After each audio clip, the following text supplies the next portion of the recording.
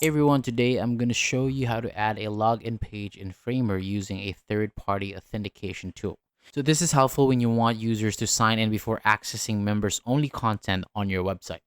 So first, open your Framer project and create a new page or frame for the login form. You can design this section however you like it, but for now, a simple empty frame will work.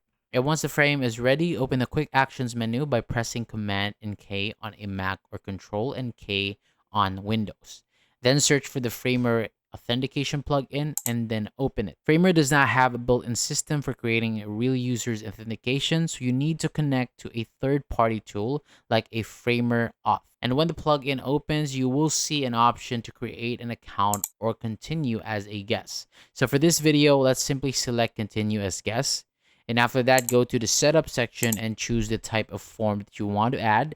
And you can select a sign-in form, sign-up form, or forgot password form. But since we are creating a login page, choose the sign-in form. Next, click the insert component button, and then the plugin will automatically add the login form to your Framer project. And then drag the form into the empty frame that you created earlier.